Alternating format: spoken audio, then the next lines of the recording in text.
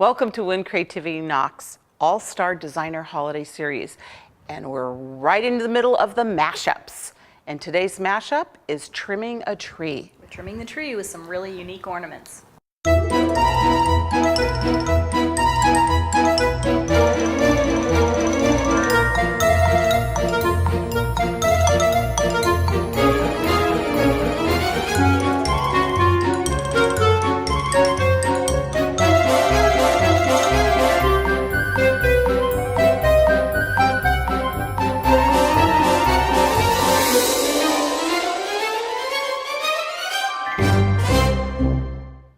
Jonathan and I are going to show you how to get started on decorating our tree. Yay!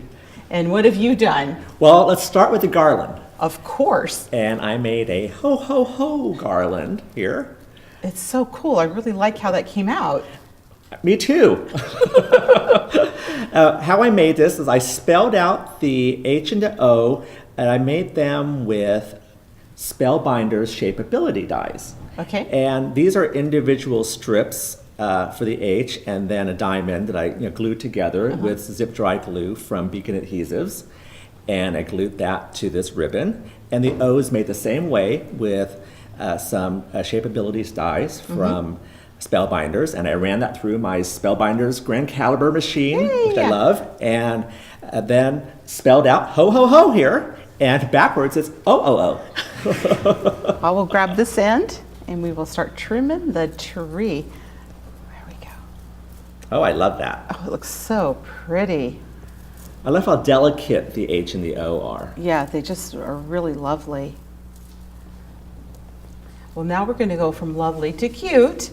And I'm going to show you how I took a baby food jar and turned it into a cute little shaker jar without the stuff shaking in water.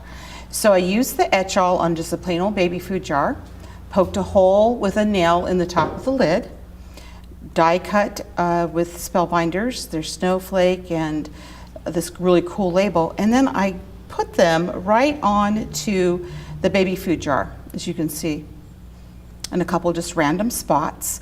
And then I used the etch-all to spread the etch-all all the way around it. Use the great little magic wand. You want to make sure it gets right into all those little great grooves there. And sets up 15 minutes, set my timer, came back, anything left over, right back into the bottle, and then rinse it in some cold water. And when you peel off the stickers, this is what happens. Isn't that amazing? Wow. So fun. You can see right through. And how I did the little scene is this is a half of a little smooth foam ball. Put some glue with glitter, put some Blumenthal Lansing button parts, made sure to do something on the other side. Now I do have to tell you that I actually did this foam ball inside the jar before I put the pieces on, because then the ball won't fit if I did, but I wanted you to see this outside of the jar. Just a little bit sticky adhesive on the bottom of the jar, and I used some Makin's clay on the top. Isn't that really great?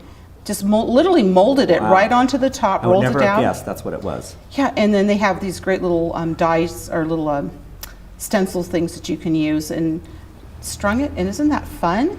It is so cute. And I think this would be really fun to put kids' pictures in too. So I'm going to hang it on the tree, and we're going to get some of our other all-stars in here to show you what they did. Oh, I can't wait to see.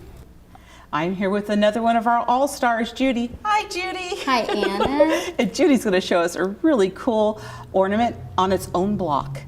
What I did was I took the smooth foam ball and I actually took some mica gloss ink, and this is a metallic pearlescent ink, and what I did was I spread it all over some tissue paper, and then I let it dry. I took my stamp, this is kind of a swirly stamp that I have here, and I stamped it with some of the Surfaces ink. Now this ink is permanent, so it won't smear if I get the tissue paper wet. And it didn't bleed on the tissue paper at all? It didn't bleed on the tissue paper. Great. And then what I did was I used some diamond glaze, which is a clear glue, and I kind of like a glaze, and I tore the tissue paper and I applied the tinted tissue paper on this smooth ball with the diamond glaze. It's beautiful. It turned out so shiny and so glossy. It looks almost like glass. And then there's a little hole at the bottom of the ball here, and I poked a shish kebab skewer through it, so I had a hole going through the ball. And then I took the tassel and I slid the tassel up through the hole, or this little cutout, so that then it hangs from the bottom of the ball, and then that creates the little ornament hanger. So pretty. And the last thing that I did was I have this square block here, and I thought, I really want to present the ornament. I wanted to put it on this little block, but I thought, well, how could I decorate that? And I saw Jonathan's presentation of the presents that he made for his table decoration, and I kind of copied it, and I just applied some paper that I decorated with a stencil, and now I have this wonderful ornament hanger. Yeah, it's really great, not only for the tree, Judy, but if you wanted to put it at everybody's place and put their names on it, There too. you go. That would be fabulous. Oh, this is wonderful. So we have 2 more All-Stars ready to come show you how to finish trimming our tree. Mark Montano and I are here to finish up trimming our holiday tree. Show us what you've brought for us, Mark. Well, I love using unexpected materials in different ways. So what I've done here is I've taken a smooth foam ball. I think this is the medium size, and about 10 inches of ribbon. And I just took a box of thumbtacks and tacked the ribbon on the very top, right? So it would be just like a little hanger. And it holds good in that smooth foam. Yep. And what I've done is gone all the way around the ball in a spiral from the top to the bottom to create this thumbtack ornament. I think it's amazing. I love how they overlap. It almost reminds me of a reptilian, sparkly, it's neat. Someone said armadillo. Yeah, earlier. armadillo. Yes, it's an armadillo thumbtack ornament. It's a little steampunk, which is so popular these days, but it's really a neat way to use it and to use an unexpected item like you like to do, Mark. So Now you could spray paint it. You could take the ribbon off and do a whole bowl of these. That would be for really the neat, holidays, yeah. And I think it could be really beautiful. That would be neat. Just love the way they look. it's fun. So I'm going to show you the last ornament, and what I did was started with some fabric that was really not holiday fabric at all. And I took my Scarlet Rit dye and I followed the directions and I dyed it, over-dyed it so that it became a dark red, but it still got that fun pattern in the background.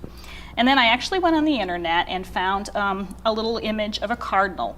And I drew it, but you could download it, and traced it onto my dyed fabric. And I cut 2 of those that were the same size. So once I had my 2 cardinal shapes cut out, I needed to hold them together, and I went to my Thumbtack adhesive, which I love for holding fabric, and I went ahead and glued the 2 pieces together, leaving a little bit open on one end, turned it inside out so that my rough edges didn't show, and then I started to stuff it. Stuffed some stuffing up into his head, and then I wanted something solid in the center to both put my hanging ribbon in and give him a little bit of dimension around his wings. So before I sealed him up the rest of the way, I actually inserted one of the small smooth foam balls. I continued stuffing until the bird was completely filled, and then sealed it with my Thumbtack. For some little unexpected wings, I went to my Blumenthal Lansing buttons, and I went ahead and mounted those to the wings and added the little Blumenthal holly accents. To put the ribbon in to hold it into that ball, I actually made a hole in the top of the cardinal and stuffed the ribbon ends into that smooth foam ball with a little bit of adhesive to hold it, and then went ahead and glued it shut again. It's kind of a simple, primitive version of a cardinal, but I think it's kind of fun. And he is our final piece I love it. for our holiday tree. Yeah, it's a beautiful, beautiful ornament. Way too many favorites to pick from. Too many clever ideas. Mark's Thumbtacks. Your little snow globe, Judy's beautiful golden ornament. And then not to forget Jonathan's garland. Oh. Oh, I know. It was really a fun mashup. And so I hope you enjoyed it. There's still prizes to be had. So do sign up on our website. Go to the website, sign up for our mailing list, and you'll be eligible to win a box full of products from all 8 sponsors so that you can do some creating of your own with some of these great products you've seen us working with throughout this series.